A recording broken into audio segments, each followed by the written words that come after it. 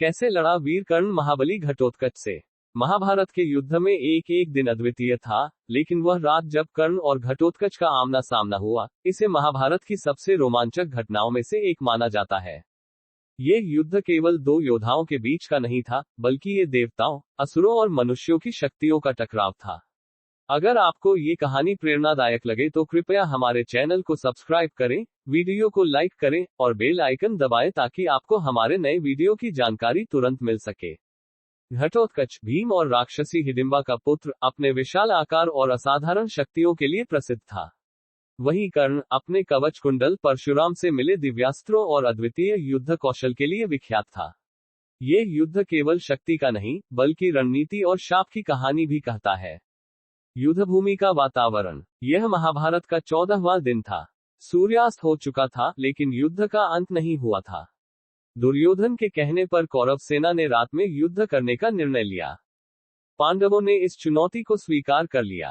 अंधेरी रात के बीच आसमान में चांदनी के बजाय युद्ध की ज्वाला और धधकते तीर दिखाई दे रहे थे। उस समय पांडव सेना को बचाने के लिए श्रीकृष्ण ने घटोत्कच को युद्धभूमि में भेजा। घटोत्कच का नाम सुनते ही कौरव सेना में खौफ छा गया। वह अपनी मायावी शक्तियों के कारण एक अद्वितीय योद्धा था, जिसे रोक पाना आसान नहीं था। घटोत्कच का आतंक। घटोत्कच ने युद्धभूमि में प्रवेश करते ही अपनी मायावी शक्तियों का प्रदर्शन शुरू कर दिया।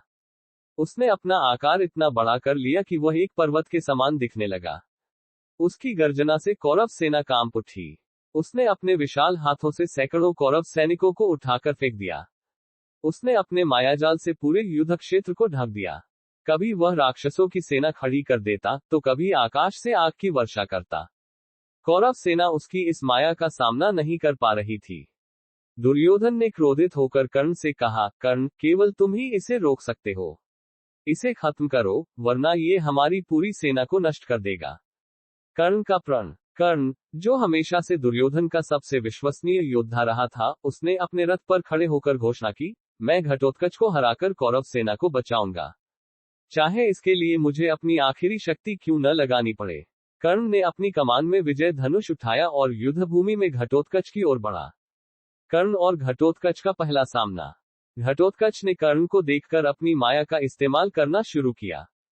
उसने आकाश से पत्थरों और आग की बारिश कर दी, लेकिन कर्ण ने अपने तीरों से इन सभी मायावी हमलों को विफल कर दिया। दोनों योद्धाओं ने एक दूसरे पर बाणों की वर्षा की। घटोत्कच के बाण विशाल और मायावी थे, जबकि कर्ण के बाण तेज और घातक। घटोत्कच ने एक बार फिर अपनी माया का सहारा लिया और 4 अलग अलग रूपों में कर्ण पर हमला किया, लेकिन कर्ण ने अपने दिव्यास्त्रों से उन सभी रूपों को नष्ट कर दिया। घटोत्कच की माया और कर्ण की रणनीति। घटोत्कच ने महसूस किया कि कर्ण केवल बलशाली ही नहीं, बल्कि अत्यंत चतुर और धैर्यवान योद्धा भी है। उसने अपने आकार को और बड़ा कर लिया और आकाश में उड़ते हुए कर्ण के रथ पर हमला किया। उसने बड़े बड़े वृक्षों और चट्टानों से कर्ण के रथ को कुचलने की कोशिश की। कर्ण ने तुरंत अपनी बुद्धिमत्ता से काम लिया।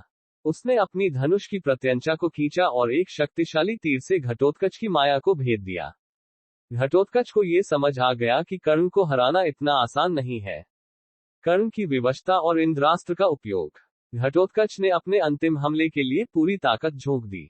उसने एक ऐसी माया रची, जिसमें कौरव सेना के सैनिक अपने ही साथियों पर हमला करने लगे। चारों तरफ हाहाकार मच गया। दुर्योधन ने कर्ण से विनती की, अगर इसे अभी नहीं रोका गया, तो ये हमारी पूरी सेना को नष्ट कर देगा। कर्ण ने समझ लिया कि इस राक्षस को हराने के लिए अब केवल एक ही उपाय बचा है, इंद्र से प्राप्त उसका शक्तिशाली शस्त्र, जो केवल एक बार ही इस्तेमाल किया जा सकता था। कर्ण ने अपने रथ पर खड़े होकर इंद्रास्त्र को निकाला। उसके चेहरे पर गहरी चिंता और हताशा थी। उसने सोचा, ये शस्त्र मैंने अर्जुन को मारने के लिए बचाकर रखा था, लेकिन अगर इसे अभी इस्तेमाल नहीं किया, तो ये युद्ध कौरवों के लिए विनाशकारी हो जाएगा। घटोत्कच का बलिदान। कर्ण ने इंद्रास्त्र को घटोत्कच की ओर छोड़ा। ये शस्त्र इतना शक्तिशाली था कि उसने आकाश को चीर दिया और सीधे घटोत्कच के विशाल शरीर में जाकर लगा। घटोत्कच ने दर्द भरी चीख के साथ आकाश से गिरते हुए कहा, मेरा जीवन समाप्त हो सकता है, लेकिन मेरा बलिदान व्यर्थ नहीं जाएगा। घटोत्कच ने अपनी मृत्यु के समय भी अपनी माया का उपयोग किया। उसने अपने विशाल शरीर को कौरव सेना पर गिरा दिया, जिससे सैकड़ों कौरव सैनिक मारे गए। कर्ण का खोया अवसर। घटोत्कच की मृत्यु के बाद कौरव सेना ने राहत की सांस ली। लेकिन कर्ण के मन में एक गहरी पीड़ा थी। उसने इंद्रास्त्र का उपयोग करके घटोत्कच को हराया था, लेकिन वह जानता था कि अब उसके पास अर्जुन को मारने का कोई दिव्यास्त्र नहीं बचा है।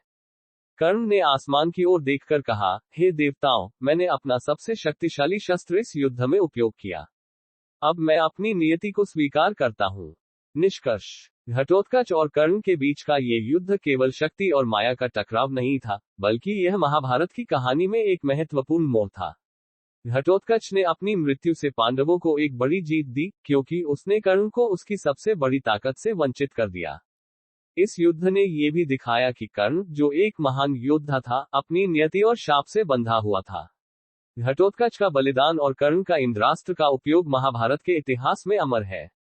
ये कहानी हमें सिखाती है कि चाहे कितना भी बड़ा योद्धा हो, नियति और समय के सामने उसे झुकना ही पड़ता है। अगर आपको ये कहानी प्रेरणादायक लगी हो, तो कृपया हमारे चैनल को सब्सक्राइब करें, वीडियो को लाइक करें और बेल आइकन दबाएं ताकि आपको हमारे नए वीडियो की जानकारी तुरंत मिल सके। धन्यवाद।